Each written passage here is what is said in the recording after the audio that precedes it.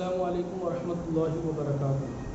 محترم ناظرین، ایک اور سال ہم سے رخصت ہونے جا رہا ہے۔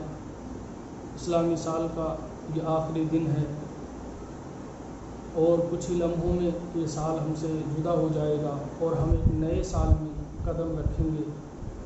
اس موقع پر بہت سے لوگ ایک دوسرے کو مبارکباد دیا کرتے ہیں اور ہر شخص کا مبارکباد دینے کا طریقہ الگ اور جدا گانا ہوتا ہے۔ کوئی دعائیں دیتا ہے، کوئی ہیپی نیو ایئر کہتا ہے، کوئی اس کو ایک ایونٹ کی طرح سے سیلیبریٹ کرتا ہے۔ بہت سی خرافاتیں جنم لیتی ہیں، آتش بازیاں، گاجے بازی، بہت سی چیزیں ہوتی ہیں۔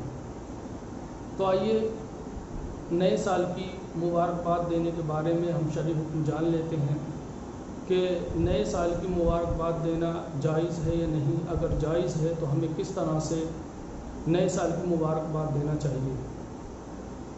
دیکھیے، اس کے بارے میں شرعی حکم جو ہے وہ یہ ہے۔ سب سے پہلے سراج الفقہا کی دینی مجالس اس کتاب سے حضرت سراج الفقہا حضرت علامہ مولانا مفتی نظام الدین دامت ظلہ علیہ جو فرمایا ہے، کہتے ہیں کہ جب ایک مسلمان دوسرے مسلمان کو مبارکباد دیتا ہے تو اس کا مطلب یہ ہوتا ہے کہ اس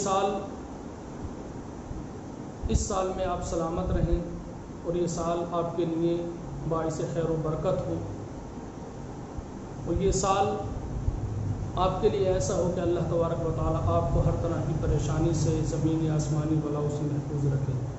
اگر کوئی شخص اس مقصد کے ساتھ کسی اپنے بھائی کو مبارکباد دیتا ہے تو یہ مستحب عمل ہے، جائز ہے، اس میں کسی طرح کی کوئی بھی خرابی نہیں ہے۔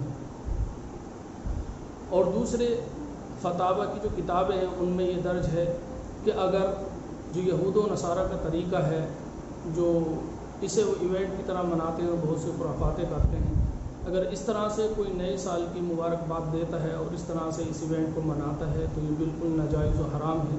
اس طرح سے مبارکباد دینا جائز نہیں ہے۔ اب آئیے اس کے بارے میں صحابہ کرام رضوان اللہ تعالیٰ علیہم اجمعین کا جو عمل تھا وہ بھی جان لیتے ہیں۔ اس کے بارے میں حدیث سننے کی سعادت حاصل کرتے ہیں۔ دیکھیے، یہ جو حدیث ہے یہ حدیث معجم اوسط کے اندر موجود ہے اور اس کے راوی حضرت عبداللہ بن ہشام رضی اللہ تعالیٰ عنہ ہیں۔ وہ کہتے ہیں کہ جب بھی صحابہ کرام پر نیا سال داخل ہوتا، نیا سال آتا، تو وہ یہ دعا ایک دوسرے کو سکھایا کرتے تھے، اور وہ دعا یہ ہے: اللہم ادخلہ علینا بالامن والایمان والسلامۃ والاسلام ورضوان من الرحمن وجوار من الشیطان۔